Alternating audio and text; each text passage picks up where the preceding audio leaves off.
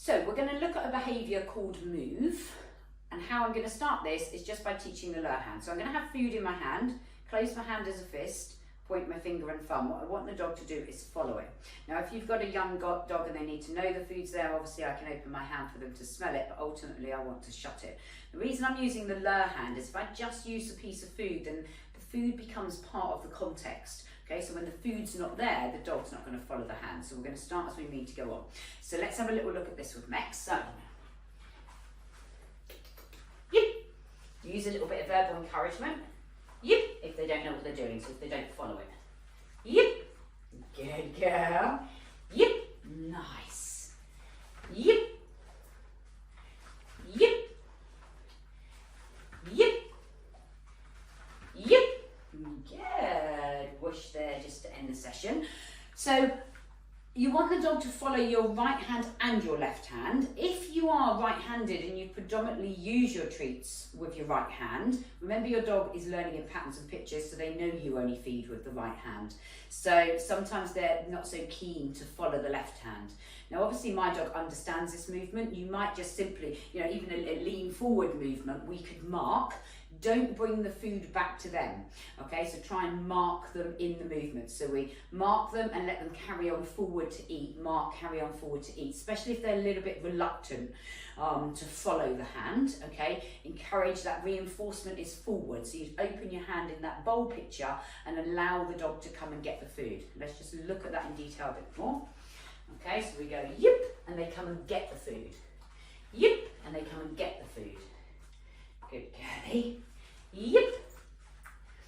Yip. Remember that pause between your marking and feeding. So yip. There's a pause before I open my hand. Yip. So it's nice and clean. Now eventually you're going to progress to no food. So we're going to go yip. Plant the food.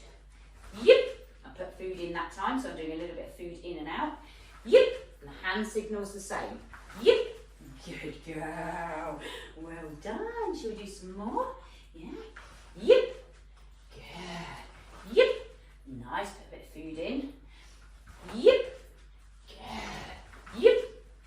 Good. Whoosh.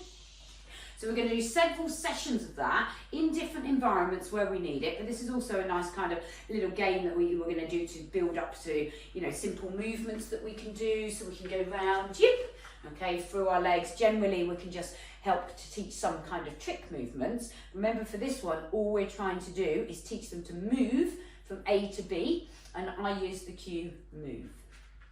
Let's have a look at the next stage. Okay, so the next stage, why we're going to teach this, not only because of this, but it's a good idea to be able to have this as a cue to be able to manoeuvre the dog on the sofa.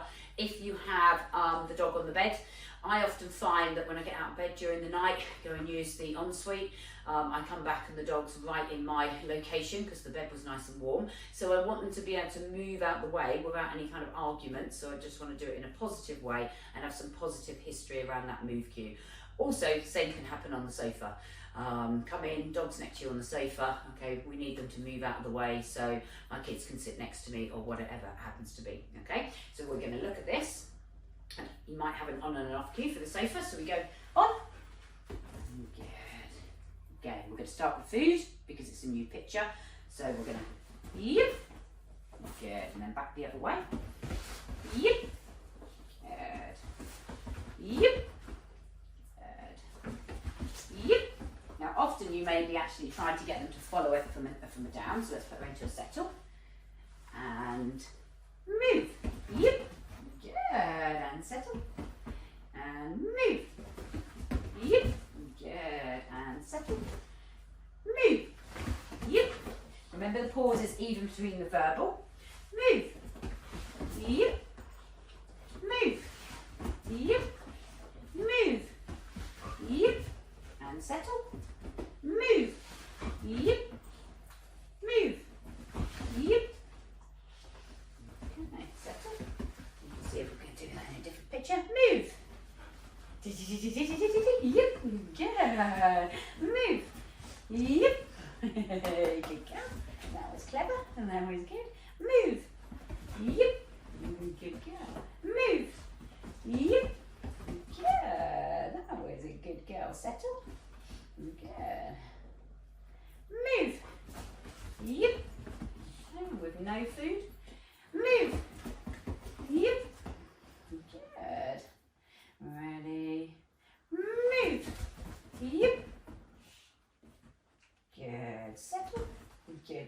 well done.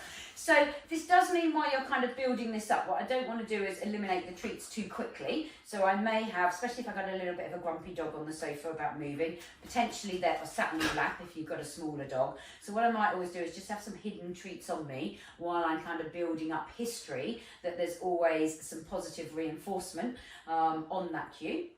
Obviously I can use verbal reinforcement as time goes on, but it depends very much on your dog if that's what they're kind of looking for, or whether they'd rather work for food. So create some good history first. So the puppy sat on my lap, or the dog sat on my lap, is more likely to be an adolescent dog that might have got grumpy. Good idea to work on this before they get to the grumpy stage. But some of you may already have them at the grumpy stage. So they're on my lap, okay, I subtly get my kind of little kind of treat out of my pocket, okay, and then I'm going to do the move over to one side and treat them. And maybe this is a game we kind of play each evening on the sofa, just for the first kind of couple of weeks until we get them a little bit more infused about that cue. Thank you for watching.